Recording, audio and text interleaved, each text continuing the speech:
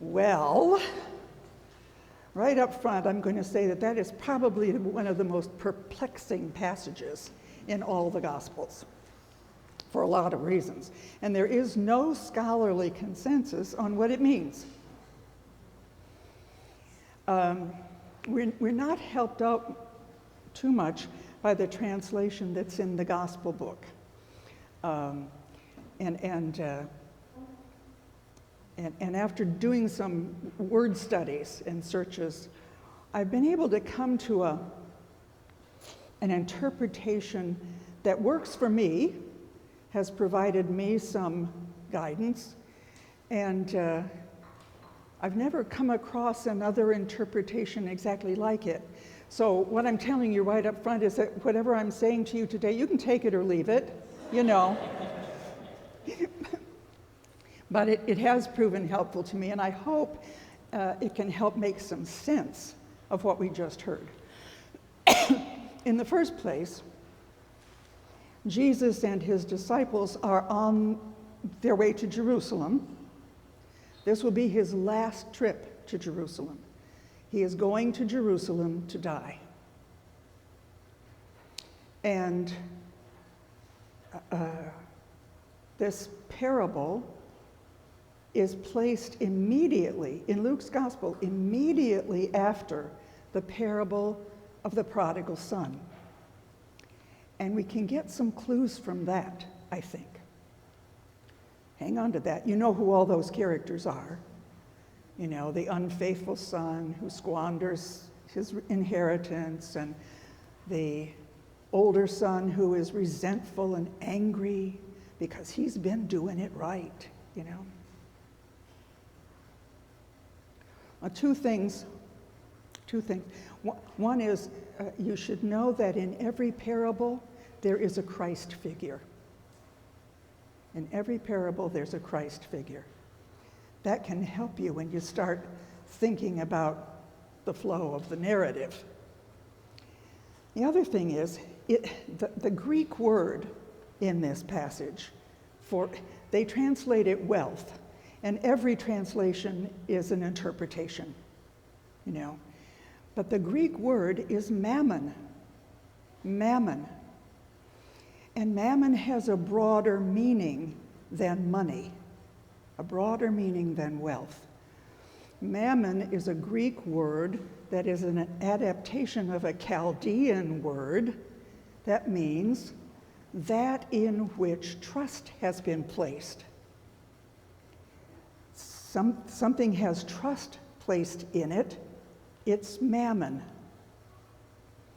Now in the prodigal son, the older son, who's stayed at home and been diligent and worked hard and been respectful and reverent and done everything the way he's just doing it right, he had put his trust in his ability to follow all the rules and be without fault. That was his mammon. Do you get it? Do you understand what I'm saying? He put his trust in his own faithfulness, his own ability to earn his father's pleasure. Are you with me? You know, nodding or something. Okay. Yes. Yes. Okay. So, let's go to the parable for today. Jesus says, there was a rich man. Other translations say master. And the rich man was made aware. Somebody told him.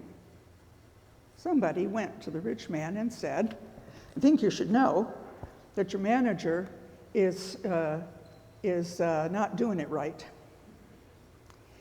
He's squandering your wealth. He's using what is rightfully yours for his own purposes. And we just think you ought to know about this terrible unfaithfulness. So the master says to the manager, the steward, listen, what's this I hear? Tell me what you've been doing with all my stuff. Tell me what you've been doing with the things that belong to me. So the steward went and decreased the debts of all of these other folks, had them write off part of their indebtedness, forgave them part of their debt. Because he's saying, I want them to realize that they can put their trust in me. They'll welcome me somehow into the kingdom after I no longer have the job as manager.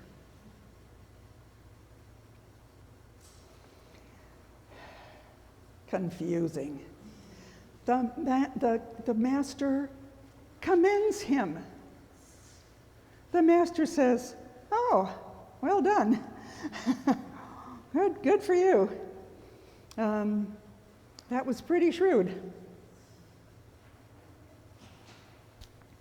What? What? Let's see. I would say that those who told the manager that the steward was doing it wrong, those were the religious authorities. The Sadducees, the Pharisees, the one who had been jousting with Jesus all along and complaining. They're complaining bitterly to God about the way Jesus behaves and what he says and what he does. For crying out loud, he's forgiven people's sins. That belongs to God. He's healing. It's just not the way we do it.